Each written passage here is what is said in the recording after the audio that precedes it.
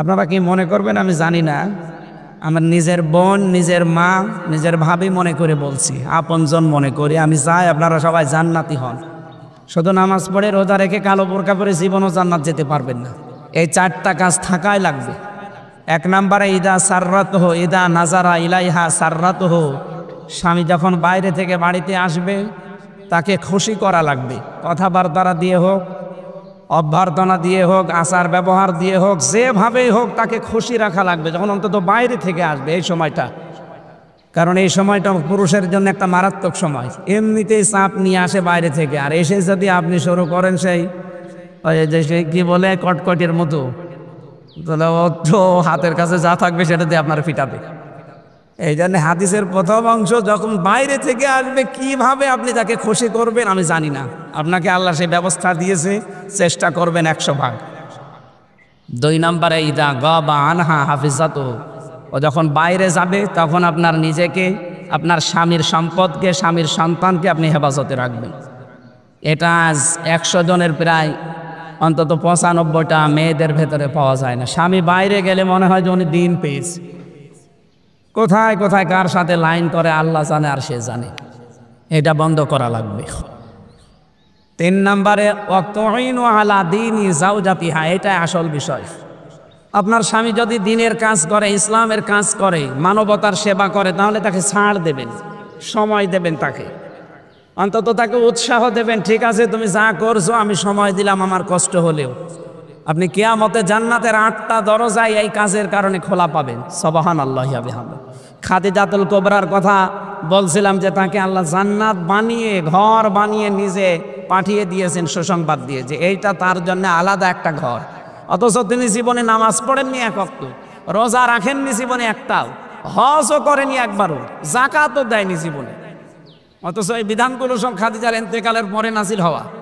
একটা জীবনে নামাজ পড়লেন না, রোজা রাখলেন না, হজ করলেন না, যাকাত দিলেন না, অথচ জান্নাতে আল্লাহ ঘর বানিয়ে পাঠিয়েছে। কেন?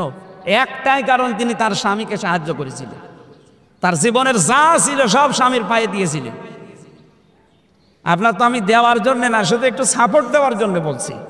4 নম্বরে আপনার স্বামী যদি কোনো জায়েজ হুকুম করে, যেটা পছন্দ করে, যে জায়েজ, এটা জীবন থাকতে আপনাকে মানা লাগবে। যতক্ষণ বেঁচে আছেন মাস্ট বি, এটা মানাই লাগবে। আমি নিজের স্বামী, এখানে যত স্বামী বসে আছি সবার পক্ষ থেকে আমি অন্তত দায়িত্ব নিয়ে বলতে পারি, প্রত্যেকটা স্বামী আমরা চাই এবং পছন্দ করি বিয়ের পরে যেন আমাদের মা বাবা আমাদের সাথে থাকে। এই স্বামীরা বলেন তো চান কিনা? সবাই বলেন। বিয়ে না করে হাত তোলার দরকার নেই। আমি জানি সব স্বামীর মনের কথা এইটাই, কারণ আমি তো নিজের স্বামী, আমি জানি। কিন্তু 100 ভাগের 95টা মেয়েরা এইটা চাই না। কেন বলেন তো? কি হয়েছে আপনাদের? কে কান পড়া দেয়? থাকবেন আপনি দুনিয়ায় কিয়ামত পর্যন্ত?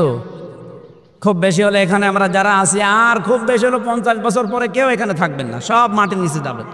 নতুন মানুষ এখানে এসে চাষ করবে। 100 বছর পরে যদি এসে কুষ্টিয়ার এই 2 তলা বাড়িতে আপনি এসে বলেন যে এ বাড়ি আমার, ওখানে যারা থাকবে আপনাকে ঢুকতে দেবে? আমি আমার পূর্বপুরুষ যারা আছে, আমার বাবার নাম রিয়াজউদ্দিন, তার বাবার নাম জাহান আলী, তার বাবার নাম নমাজ আলী, এরপরে আমি আর চিনি না।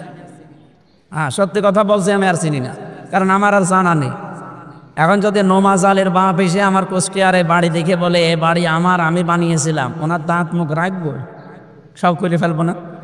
যদি ইয়ার কি মারেন আপনি? কিসের নমাজ আলী আপনি? নমাজ আলীর বাপ আপনি, নমাজ আলীকে তো আমি চিনি না।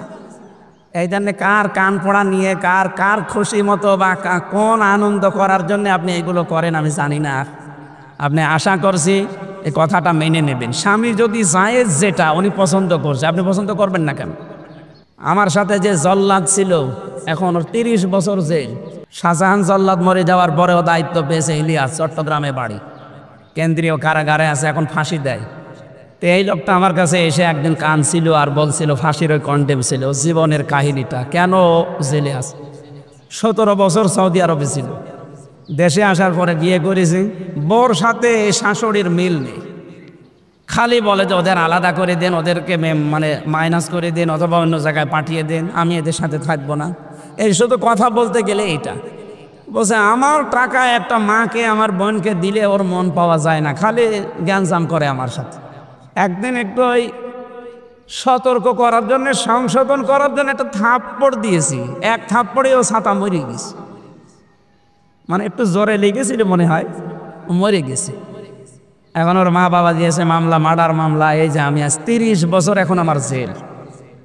বলেন তো আপনাদের এই ছোটোখাটো একটা বিষয়ের জন্য কি হতো? ওর মা বাবা, ওর কি টাকা পয়সা কম ছিল? 17 বছর বেটা বিদেশ কেটে এসেছে, অথচ আপনি ছোট মনের কারণে এটা করতে। আমি জানি মেয়েরা এখন বরদোয়া দেবে, বলবে হুজুর যেন আর এখানে জীবনে না আসে।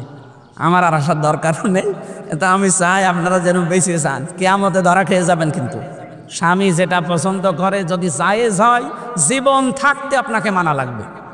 তাহলে এই 4টা কাজে জান্নাতের 8টা দরজা খোলা থাকবে, এক একটা কাজে 2টা করে জান্নাতের দরজা। আল্লাহ আমার এই মাকে, এই বোনকে, এই ভাবিকে, এদেরকে যেন খাদিজাতুল কুবরার মতো বানিয়ে দেন, আমিন।